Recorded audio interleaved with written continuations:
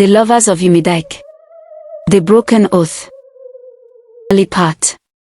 The night of broken wings did not end with death, it ended with something even more complicated.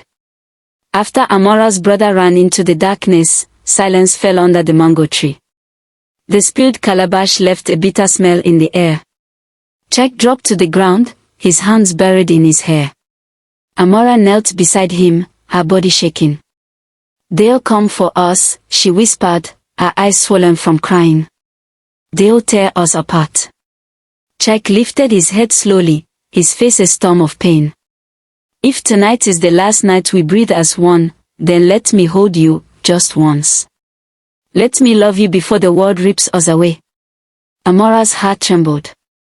Fear battled with longing, but her soul already knew the answer. With tears streaming down her face, she pressed her forehead against his. "Then let tonight be ours, Chike. Even if tomorrow takes me away." The night swallowed their sobs, their kisses, their desperate embrace. Beneath the mango tree where their childhood love began, they gave themselves to each other. Not out of lust, but out of grief, love, and the fear of losing forever. Their hearts beat as one, their souls clung like vines in a storm. By dawn, their tears had dried, but their hearts were heavier than ever. They knew it was the end. Chike walked her halfway home, then disappeared into the bush before the village awoke. The wedding went on the next day. Amora was dressed in rich fabrics, beads glittering on her neck. The village celebrated with laughter and drums, but inside, Amora felt like a corpse being carried to her grave. She sat beside Chief Obinna, smiling when told to, bowing when commanded. Only she and Chike knew that a part of her soul was buried under the mango tree. Weeks later, Amora began to feel strange. Morning sickness, dizziness, and the swelling of her belly told her what she already feared. She was carrying Chike's child. Her world collapsed again. She hid it from everyone, her father, her emo mother, even Chief Obinna. She wrapped her waist tighter, avoided questions, and suffered alone in silence. At night, she whispered to her unborn child, "You are your father's blood. You are my last piece of Chike. I will carry you even if it kills me." Chief Obinna noticed her sickness but assumed it was the gods blessing him with a quick air. He boasted in the village square, "My wife is already with child. The gods have favored me." The crowd cheered, but Chike, hidden at the back, felt his soul split in two. He knew the truth. He knew the child in Amora's womb was his. But he could do nothing. His fists clenched, his eyes burned, but his lips stayed sealed. To speak would mean death for Amora. As months passed, Amora's suffering deepened.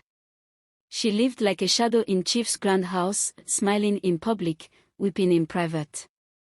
At night, she dreamt of the mango tree, of Chike's arms, of the promise they made. She longed for freedom, but chains of duty held her fast. When the child was born, a baby boy with eyes as bright as Chike's, Amora wept uncontrollably. Chief Obinna raised the child high, boasting of his heir. The village rejoiced, drums thundered, wine flowed. But only Amora knew the truth, that the child was the fruit of forbidden love, born under the shadow of a mango tree. Chike heard the news from afar. His chest ached with pride and sorrow. That child was his blood, his promise, his unfinished dream. But he would never be called father. He would never hold his son in the open. That night, unable to bear the torment, Chike returned to the mango tree. He carved into its trunk with a trembling hand. "Amora, I kept my promise. You will always be mine, in life or in death." Then, with a rope made from his mother's old wrapper, he ended his life beneath the same tree where their love began. His body swung silently in the night breeze, his tears dried on his face. By morning, the village found him. Women wailed, men shook their heads. Children whispered. Some called it madness, others called it love. But only Amora knew the truth. When the news reached her, she collapsed, clutching her newborn son. Her screams tore through Chief's compound. She locked herself in her room, pressing the baby against her chest, whispering, "Your father loved you.